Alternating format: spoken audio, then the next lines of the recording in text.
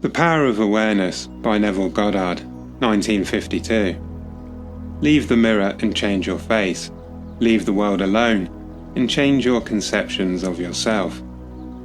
Chapter 1. I Am. All things, when they are admitted, are made manifest by the light. For everything that is made manifest is light. Ephesians 5:13. The light is consciousness.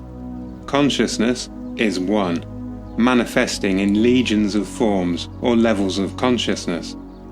There is no one that is not all that is. For consciousness, though expressed in an infinite series of levels, is not divisional. There is no real separation or gap in consciousness. I am cannot be divided. I may conceive myself to be a rich man, a poor man, a beggar man, or a thief, but the centre of my being remains the same, regardless of the concept I hold of myself. At the centre of manifestation, there is only one I Am, manifesting in legions of forms or concepts of itself, and I am that I am. I am is the self-definition of the Absolute, the foundation on which everything rests. I am is the first cause, substance. I am is the self-definition of God. I am hath sent me unto you, Exodus 3:14. I am that I am, Exodus 3:14. Be still and know that I am God, Psalm 46:10. I am is a feeling of permanent awareness. The very centre of consciousness is the feeling of I am. I may forget who I am, where I am, what I am, but I cannot forget that I am. The awareness of being remains, regardless of the degree of forgetfulness of who, where, and what I am. I am is that which, amid unnumbered forms, is ever the same. This great discovery of cause reveals that, good or bad, man is actually the arbiter of his own fate, and that it is his concept of himself that determines the world in which he lives, and his concept of himself is his reactions to life. In other words, if you are experiencing ill health, knowing the truth about cause, you cannot attribute the illness to anything other than to the particular arrangement of the basic cause, substance, an arrangement which was produced by your reactions to life, and is defined by your concept, I am unwell. This is why you are told, let the weak man say, I am strong, Joel 3:10. For by his assumption, the cause, substance, I am, is rearranged and must therefore manifest that which its rearrangement affirms. This principle governs every aspect of your life, be it social, financial, intellectual, or spiritual. I am is that reality to which, whatever happens, we must turn to for an explanation of the phenomena of life. It is I am's concept of itself that determines the form and scenery of its existence. Everything depends upon its attitude towards itself. That which it will not affirm as true of itself cannot awaken in its world. That is, your concept of yourself, such as I am strong, I am secure, I am loved, determines the world in which you live. In other words, when you say I am a man, I am a father, I am an American, you're not defining different I ams, you are defining different concepts or arrangements of the one cause, substance, the one I am. Even in the phenomena of nature, if the tree were articulate, it would say, I am a tree, an apple tree, a fruitful tree. When you know that consciousness is the one and only reality, conceiving itself to be something good, bad, or indifferent, and becoming that which it conceived itself to be, you are free from the tyranny of second causes, free from the belief that there are causes outside of your own mind that can affect your life. In the state of consciousness of the individual is found the explanation of the phenomena of life. If man's concept of himself were different, everything in his world would be different. His concept of himself being what it is, everything in his world must be as it is.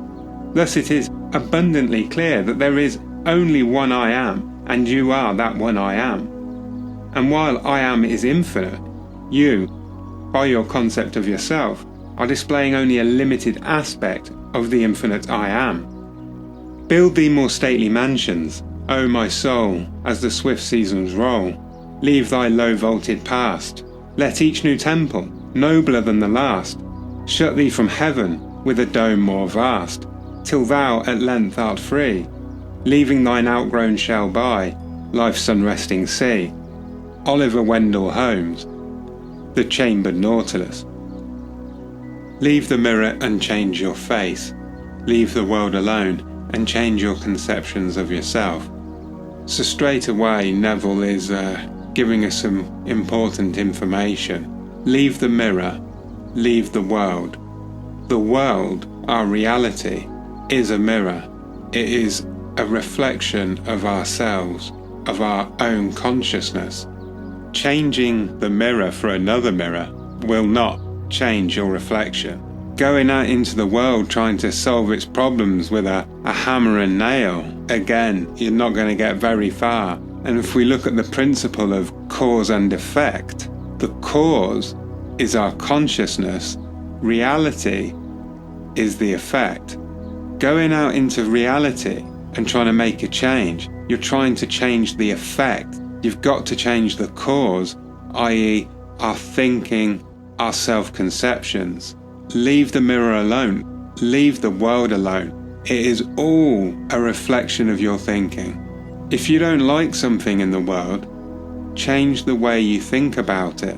Now, if you spend a lot of time watching the news, listening to the news, spending time on social media, you're bombarding your consciousness with negative story after negative story, and that will affect the way you think of the world.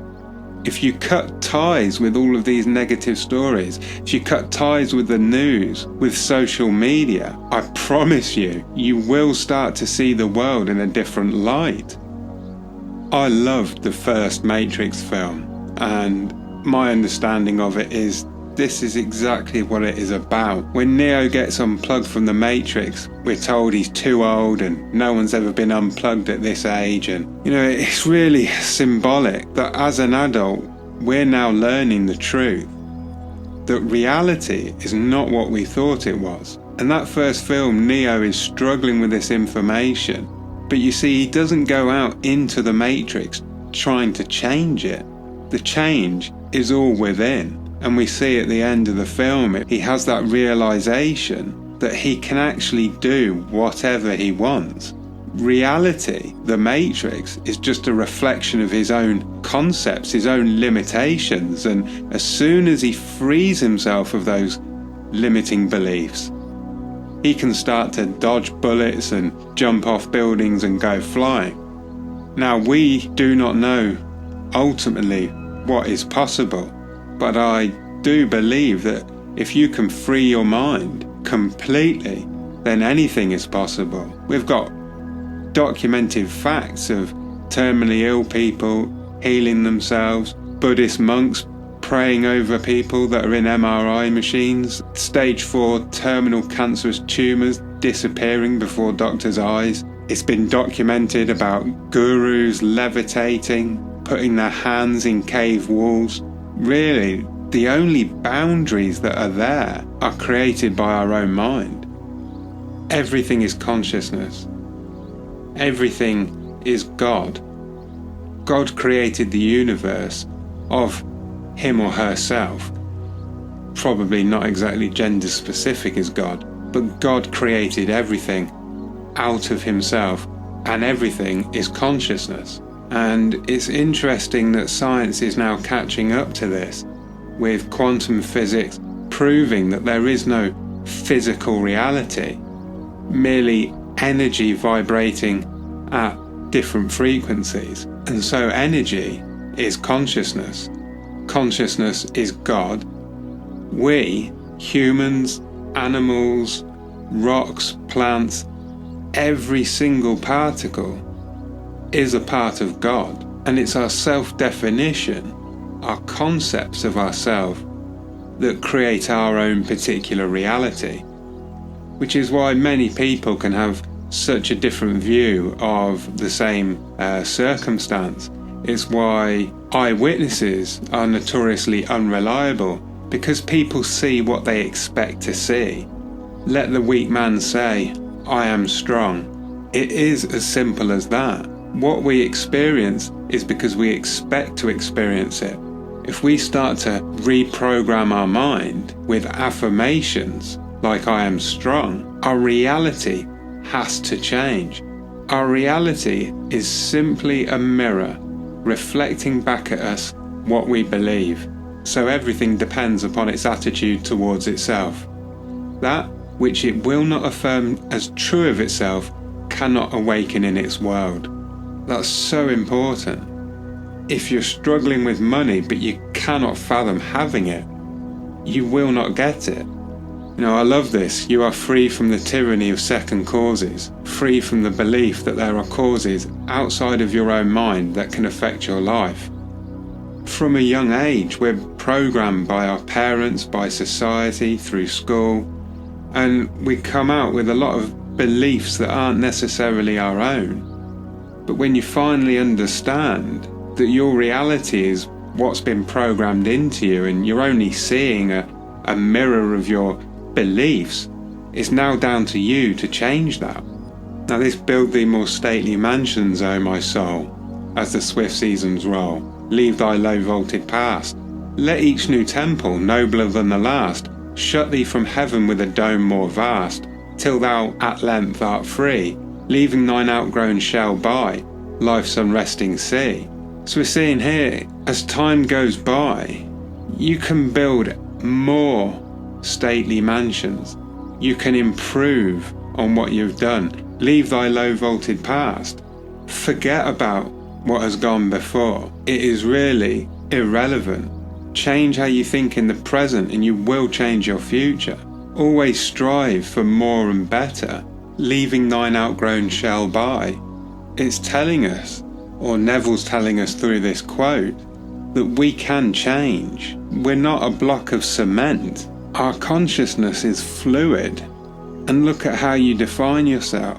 Look at a photo of you as a child. That was you, but it isn't you. Look at a photo of you from a year ago. Again, that was you, but it isn't you. We are only in the present moment. And in the present moment, you can make a decision to do something different, to think something different. And the power of the present moment is where we can start to change. Now, the concepts of ourselves, they're not set in stone. Our concepts can easily change. And I think what Neville is saying here is that once you understand that we are a part of God, that we are in ourselves God of our own reality, it is only us that we need to look to change our reality.